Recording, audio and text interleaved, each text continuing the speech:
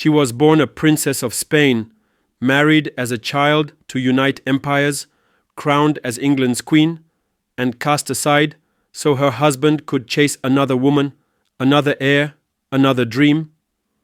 But Catherine of Aragon did not vanish into history quietly. She resisted, she fought, and she died with her title still on her lips. Queen, not ex-wife. This is the story of the first wife of Henry VIII, a tale of duty, dignity, ambition, and the brutal cost of betrayal. Stay with us, because this is not the Catherine history textbooks taught you. And before we dive in, don't forget to like this video, subscribe for more untold royal stories, and drop a comment with your thoughts on Catherine of Aragon's true nature. Before England, before Henry, she was Catalina, the youngest daughter of two of the most powerful monarchs Europe had ever known. Born on December 16, 1485, in Alcalá de Henares, Spain, Catherine of Aragon came into a world of conquest, faith, and empire.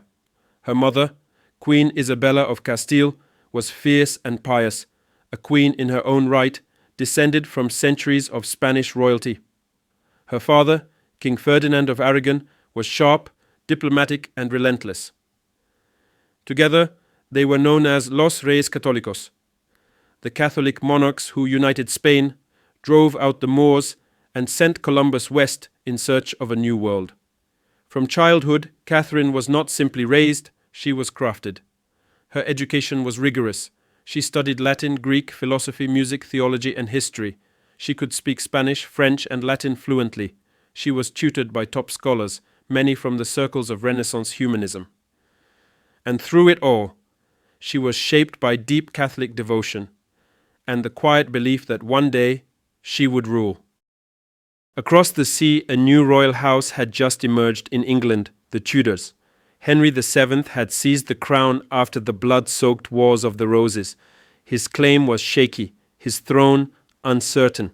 To strengthen his position, he needed allies, and no ally was more valuable than Spain. An alliance with the Catholic monarchs would legitimize his new dynasty, signal power to France, and secure his son Arthur's future. And so, when Catherine was just 3 years old, the betrothal was arranged. Historian David Starkey, in Six Wives, so succinctly puts it, Catherine was more than a bride. She was a diplomatic triumph, a symbol that the Tudors belonged on the world stage. In 1501, Catherine set sail for England. She was 15 years old, cloaked in Spanish velvets and hopes. Her dowry had been negotiated. Her titles had been printed. Her destiny set. She was to marry Arthur, Prince of Wales, the firstborn son of Henry VII and Elizabeth of York, a quiet queen with Lancastrian blood and Plantagenet grace. The match was a perfect blend of new power and old lineage. For a brief moment, it promised unity, peace, and a future. A princess had arrived. But England, with all its thorns and trials, had only just begun to test her crown. She had crossed an ocean for a prince. On November 14th, 1501, at the age of just 15, Catherine of Aragon married Arthur, Prince of Wales, who was barely 16. Their marriage was celebrated splendidly in old St. Paul's Cathedral. Theirs was a union carefully crafted in the crucible of politics, an alliance between the powerful Spanish kingdoms of Castile and Aragon and England's ambitious Tudor dynasty. But behind the pageantry, behind the gold thread and solemn vows, was a single object of critical importance, the dowry. Catherine's dowry was not just wealth, it was power. It represented prestige, promise, and the weight of Spanish commitment to England. 2 installments had been agreed upon, each worth 100,000 crowns. The first had been paid. The second would depend on the consummation of the marriage and the survival of the union. But just a few short months after their wedding, Catherine and Arthur were sent to Ludlow Castle, a remote outpost of royal duty. There, in the early spring of 1502, tragedy struck. Both fell ill with a sweating sickness, a disease swift and often fatal. Catherine survived. Arthur did not. He died on April 2nd. No one knew exactly what killed him. Some suspected the plague, others a fever. But his frailty had always been clear. Widowed at 16, alone in a foreign land, and suddenly her future was no longer secured. Without Arthur, the alliance hung in limbo, and with it, the fate of her dowry. King Henry VII, ever calculating, hesitated to return her to Spain. He saw another opportunity, marrying Catherine to his younger son. Did Catherine notice Henry? Some say yes. Years later, she would recall him with affection, saying she'd first seen in him a noble heart and princely spirit. Whether it was admiration or necessity, she waited as a political pawn, her dowry unpaid, her status unclear.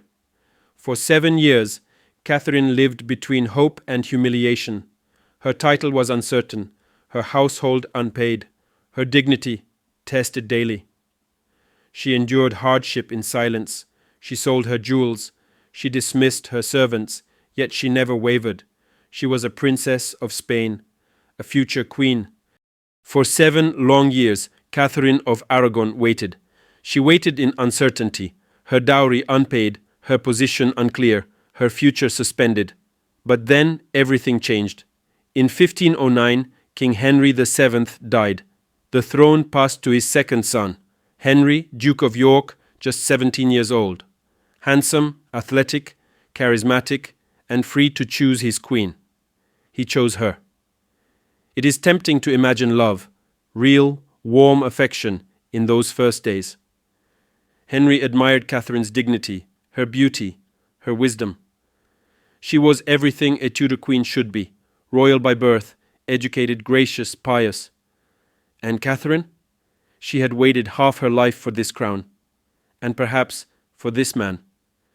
Their wedding was quiet by royal standards, no massive feasts, no foreign dignitaries, but it was a union years in the making. On June 11th, 1509, at Greenwich Church, Henry VIII, just 17, married Catherine of Aragon, 23, in a ceremony that was intimate but heavy with symbolism. It was the moment Catherine had waited for through years of heartbreak and uncertainty. Just weeks later, on June 24th, they were crowned together in a dazzling double coronation at Westminster Abbey. The people roared, the trumpets echoed, and the golden Tudor age seemed to begin anew. Historian Alison Weir, author of Catherine of Aragon, the True Queen, thinks their union seemed ideal. Youth, beauty, and legitimacy had come together. The promise of sons and of an unshakable dynasty hung in the air. In those early years, Henry and Catherine were truly united. She was not a mere consort, she was his partner, his counselor. She spoke Latin fluently, translated state documents, and even served as regent in his absence. And yet, in the corridors of the palace, pressure was building. Catherine had a duty beyond diplomacy. She was expected to give Henry what every Tudor king craved most, a son. Tragedy came swiftly. Her first child was stillborn. A second, a son, lived just weeks. Hope rose and collapsed in quiet succession. Still, Henry remained loyal. Still, Catherine endured with grace. The people adored her. Foreign ambassadors respected her. And in Henry's court, she was called nothing less than the true Queen of England. But every year that passed without an heir would turn admiration into anxiety, and a husband's love into dangerous doubt. For nearly a decade, Catherine of Aragon was not just Henry VIII's wife. She was his partner, his queen, his pride. England had never known a queen quite like her. She was royal by blood, deeply devout, and intellectually gifted. She corresponded with scholars. She debated theology with bishops. She governed with quiet resolve, and the people loved her for it. To the English people, Catherine was the embodiment of dignity and virtue. She gave generously to the poor. She was pious without arrogance, and in a court obsessed with beauty and spectacle, she brought something rarer, gravitas. In 1513, Henry went to war on the continent, and Catherine, still only 27, was appointed regent of England in his absence. When the Scots invaded from the north, she responded with fire. She rallied troops. She gave speeches in armour, and after the English defeated the Scots at the Battle of Flodden, she sent Henry a token of victory. The cloak of a fallen king. Historian Giles Tremlett, author of Catherine of Aragon, thinks, "She was every inch a queen, not just in title, but in action.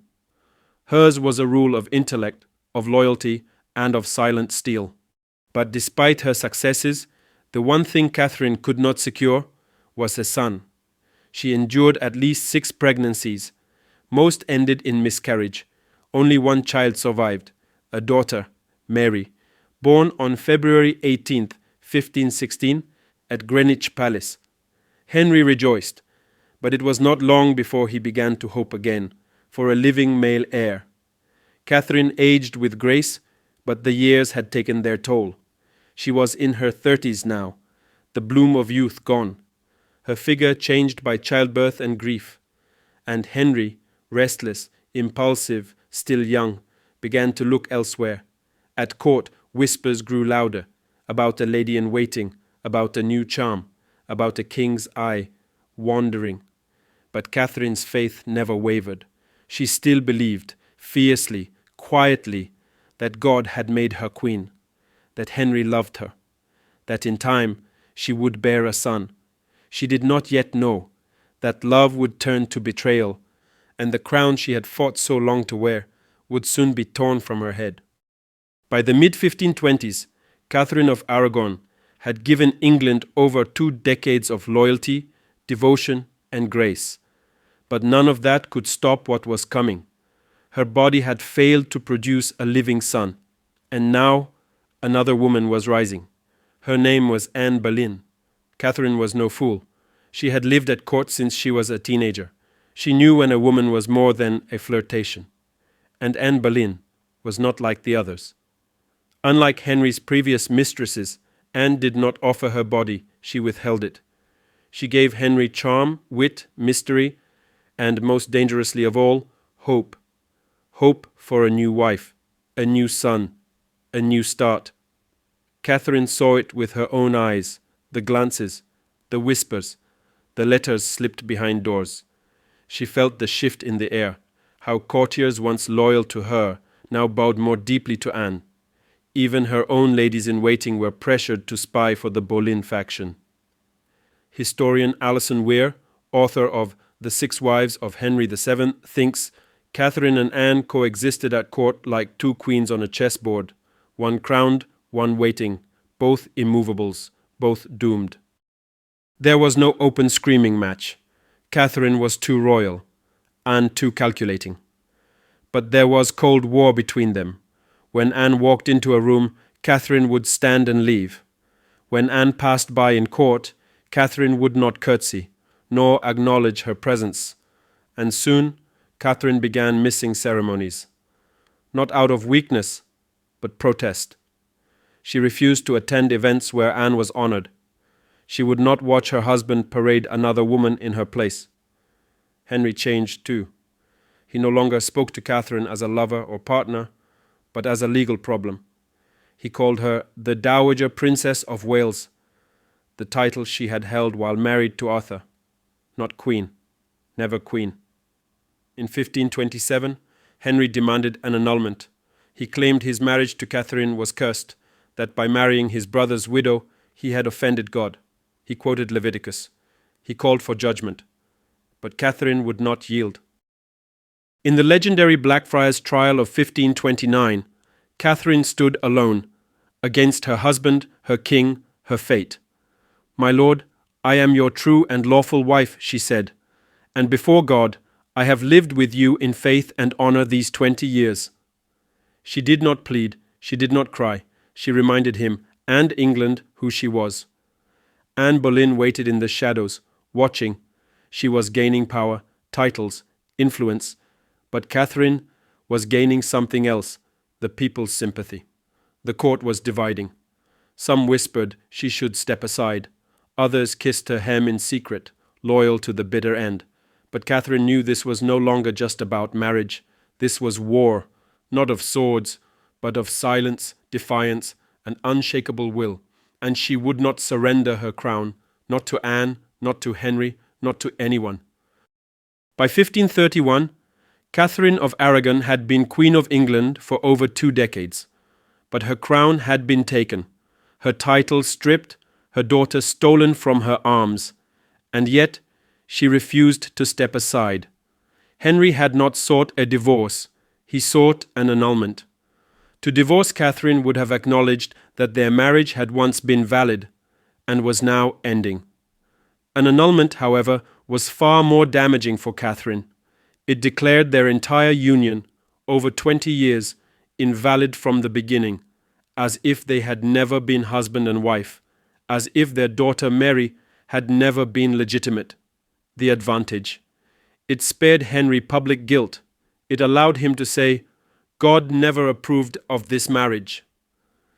It laid the blame on Leviticus, on sin, on spiritual error, not on his own ambition. But Catherine saw through it, and she would not consent.